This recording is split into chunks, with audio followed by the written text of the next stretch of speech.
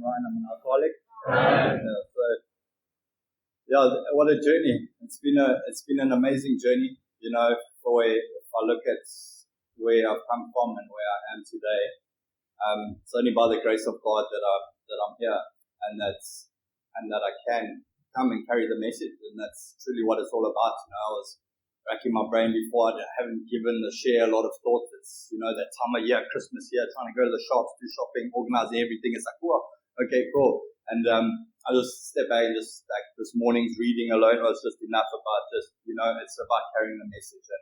And I'm grateful that today I can be here and I can do that. And yeah, just to give you a little background, you know, it's a lot of new faces and you know, the people that haven't heard my story and where I come from and what it's all about, what I'm about. You know, I came from a normal household. Well, what I perceived as a normal household. You know, I had one sister, two parents that loved me dearly. Yet that wasn't enough to keep me away from trying to escape. You know, I grew up with everything that I ever wanted, everything that I could ever need, really at the end of the day, plus more. Yet there was always something in me that still was always searching, always wanting to change, always wanting to fit in. And I never felt like I fitted in, you know. And I worked extremely hard to try and fit in, you know. That means putting on a lot of different masks, you know. I used to get into quite a lot of fights in primary school, you know, and I think that's where I could sort of start seeing my behavior, you know, that my behavior wasn't quite all right, and that there was something up with me. Obviously at the time in primary school you don't know what it is. It's just okay, yeah, I just thought that fighting was a way to get me to seem like, okay, cool, I'm one of the popular kids, you know, or don't mess with me, like I'm part of the cool kids. I always wanted to be part of the cool kids, and I think that carried on through my whole school life. I mean, and so I used to fight and used to try and go like, I don't know, it didn't get me very far, of course. I mean, I just landed up always trying to fit in, and it never solved anything. But anyway, going on to my high school careers when I really started like experimenting, obviously, with drugs and alcohol and everything, and it just gave me that escape that I was kind of looking for, and it also made me feel a part of. I was a part of a crew that used to go out and used to drink on the weekends, and I was quite happy with that, and it did. I felt good at the time. I felt good. It felt sweet. I was like happy, like, and then until it wasn't, you know, until the consequences started racking up, and I mean. I used to also, a little background is I used to play ice hockey, and like I did really well at it. But even in that, you know, I was good at it, and even though in that situation, I was always still trying to seek affirmation and still trying to be part of that cool group that I perceived as being cool, you know. So I don't know, like that was always just something in me, and I never felt that I ever got it really. And the only time I did was when I was drinking. And when I was, you know, using, and then I didn't care. Like I said, that led to the consequences. You know, written off 3 cars and spent the night in jail, and you know all the bullshit that brought I'm sure every one of us here, you know, into and actually to the point where I realized that, you know what, this is a problem. In this time, I went overseas. I went to London. I spent 2 years in London.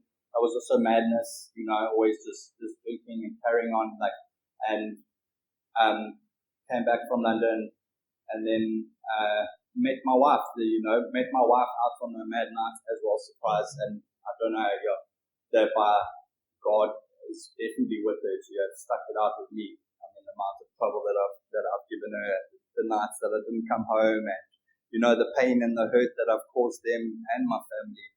In all of the shenanigans is, you know, like I look back and those are the things that I make amends for. And it's not like a little once-off amends saying sorry. Which I always thought, you know, in treatment, I thought, okay, cool, I'm going to go and make amends and I'm just going to say sorry. It's not like I've got lifelong amends to make, you know, and doing that means I have to stick in this program. You know, that is my commitment to like staying clean and sober. That is my amends to my wife, to my family, to people that I can't make amends to. I've lost family along the way, like that I can't make amends to, that I can't say sorry to. And I have to now try and live as an example, like live and live through making those amends through the people she loved, the people that the family member I lost loved. And if I can be there and be of support to them, then that's my form of amends to them. And this is where it's brought me, and it's like, it's just mad to think that going up to the house on the hill, that there was still a part of me that was sort of debating whether I was or wasn't an alcoholic, and I remember someone just told me like straight, like people don't just come to rehab for nothing. You don't land up in rehab. Normal people don't land up in rehab. If you're in rehab, you've got a problem. Sorry, that's the harsh reality of it. And you don't just land up there by some coincidence. And the more I delve into my life and looking at it, I saw how mad the whole situation was. And that's the beauty of the program and working the steps and just like extracting every part out of me that I never really wanted to speak about. Like I never really spoke to my parents. Like even though we were such a close family and house, I never felt that I could speak to her. My mom's a hairdresser, and that's a psychologist all on their own. And so she was one that I could kind of speak about, but there was always this conflict because of my dad, and I never felt that I could open up to him. I held quite a bit of resentment around that towards him, but in treatment I managed to deal with that, and it's like my father also lost his father at a very early age, so he never really had a father figure. And at the end of the day, he kind of just he did what he knew how. He did his best that he knew how, and yes, it might not have been the best way at times, but you know what? He tried his best, and that just opened and swiveled my head around totally to, what's actually, I'm the asshole. I'm the asshole holding this against, holding those little things against him and blaming him. This whole disease is blaming other people for my actions and for the way I act, which is it's just not cool. So he did his best, and I look back at my life, and today now I'm doing my best. I'm trying my best, and I wasn't when I was inactive. I was far from the best, and I had a rude awakening. Sitting on the step outside my house, being with my bags packed next to me, and saying okay, this is that's it. I'm on my own. We had just had Noah, my 2-year-old. It's now 2 years old. Amazing child, and he was 6 months old, and I was sitting on the step it was now time I'd gone out on a wild bender, and didn't care. And the night before that, it was I was kicking and screaming. We've got the 6-month-old child. My wife was inside, and I decided I want to go on a bender and drink and come home at what time in the morning, and then get faced with, no, you're not coming inside.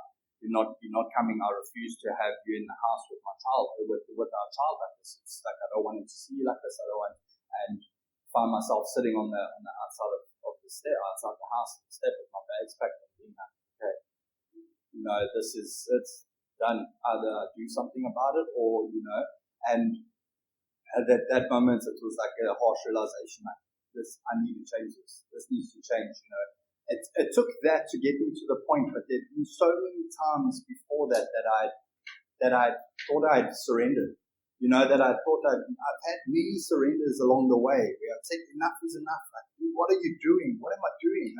And I try, you try that feeling of remorse and guilt and shame the next morning, and not wanting to deal with the world. I had that so many times, yet never enough to make me fully commit to this, to fully commit to giving this up and just seeing, opening my eyes to see this is not life. This is not the way life is supposed to be.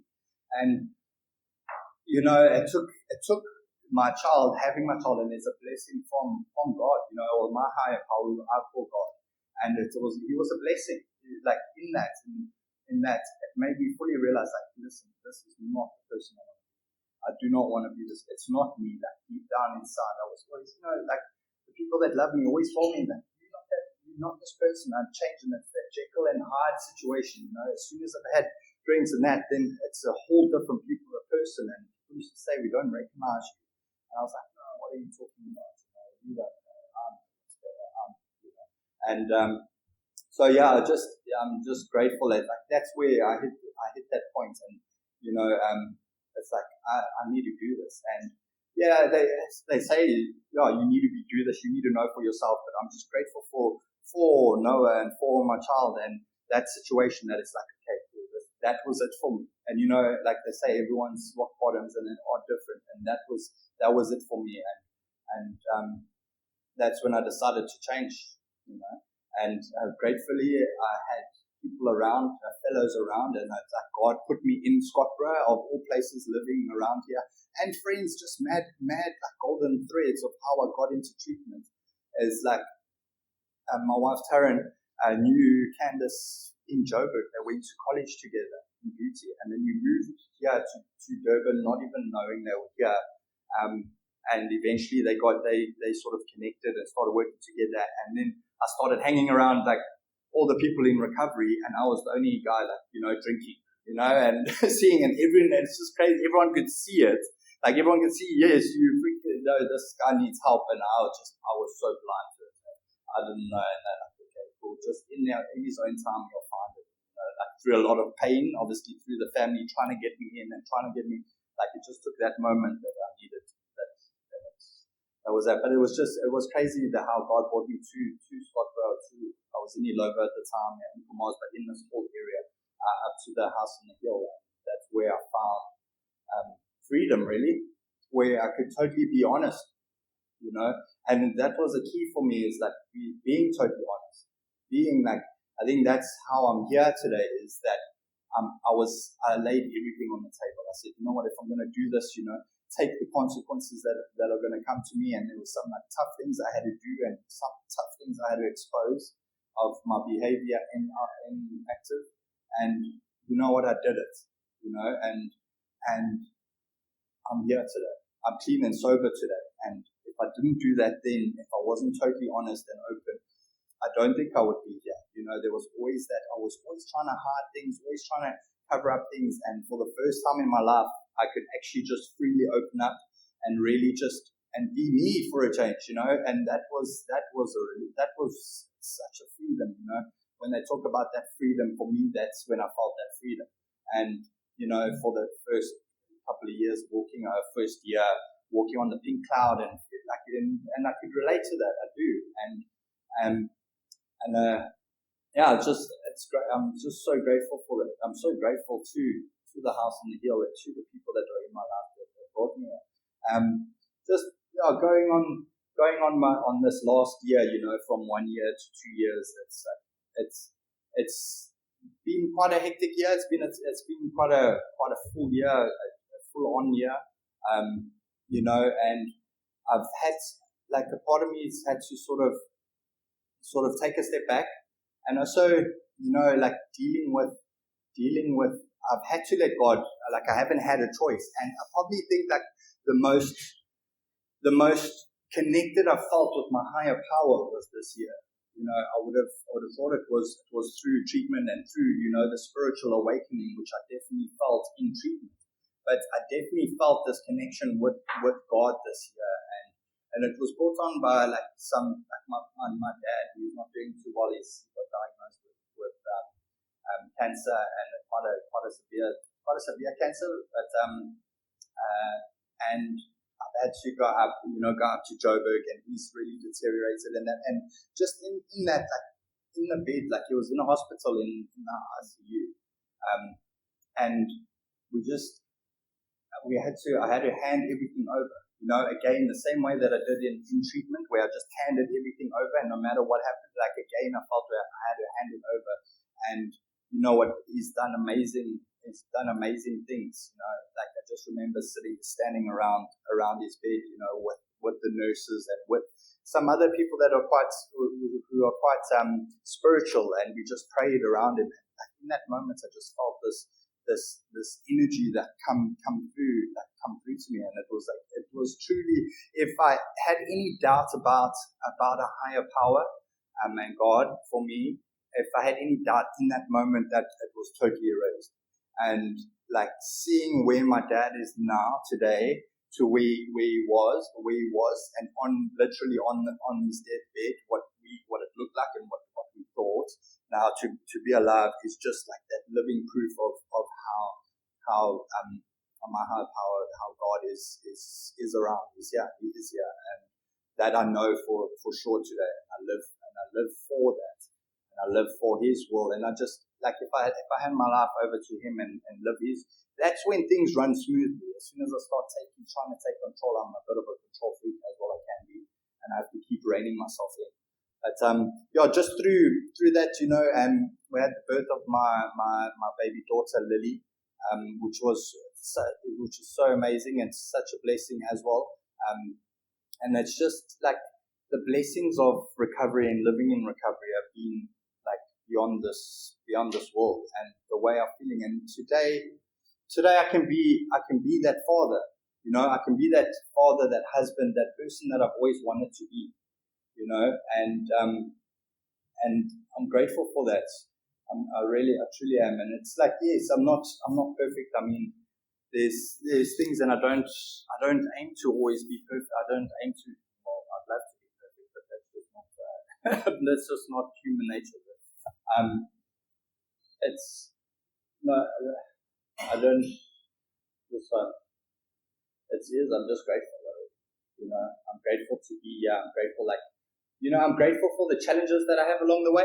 Like this year has been really challenging, and I've had a lot of challenges through work, and having to deal with people that don't work the program, and that's been quite a tough. It's been quite a tough thing. There's the normies that they call the normies that are out there and doing things, and I have to kind of that, especially in those moments, need to take a step back and just be like, okay, that is their stuff. That's their stuff. Like, what am I doing that needs to? And for the first time in my life, I've got a written warning in my job. I think before I would either run, or I would be so good at manipulating and hiding and ducking and diving that I've never had a written warning. And I needed to be honest about something that I did, and I was honest. And I didn't disclose some information that I needed to disclose, and I hold on to it for 1 or 2 days, and it just started eating me inside. And I was like, okay, no, this is something that needs to come out. And I went and I did, and I said, you know what, this is what actually happened. And I got a written warning, had a little sit down, had a little written warning, and I owned it. And you know what, I didn't get fired. And I can do that. I can think that the worst outcome, is going to come, especially when it comes to like little things like that. Okay, cool. And how am I going to duck and hide? No, just tackle it head on. Honesty is the best policy. And if I'm honest, and it's just showed through this year, I've had a lot of little incidences like that have shown me that this program works. It does. It really works. It's like tools for my life. It's tools to live a good life and to be a person that I want to be. And I think a big thing is also for me is just like that conscious contact with God. I need to keep doing that. Like I do my prayer in the morning. Don't always get on my knees, which is something that's been sitting on my shoulder. It's been sitting on my shoulder because that's how I got into the program. It's like physically getting on my knees. And there's been some time now that I haven't got on my knees, and it's just like something that's come to me now, and it's been bugging me, and it's like I need to change that. And it's just an example of like it's not always perfect. I'm not always perfect, and like by coming to the meetings as often as I can do, and trying to do things to the best of my ability, then these little things come up, and it's like, okay, cool. As soon as I recognize it, then I change it. And if I can do that, if I can change it, then I change it, and things are going okay, and I'm here. It's 2 years down the road, and it's like I've got an amazing life, like compared to where I was in the mess and shambles that it was in, to now is amazing. And yeah, just thank God every day, and just try and keep that conscious contact with Him. And I always just ask myself, like, what would He do? What would God do? And in that I find an answer all to it. So, and just be willing and open-minded. And yeah, that's where I'm at. I'm grateful to be here, to have the two little kids that I do have, and as busy as they keep me and as mad as life feels at times, it's like I can manage it. I would never have been able to manage that in active. I would never have been able to. Just looking at it now, I probably would have been. But yeah, I'm grateful for everything. So yeah, thanks for letting me share.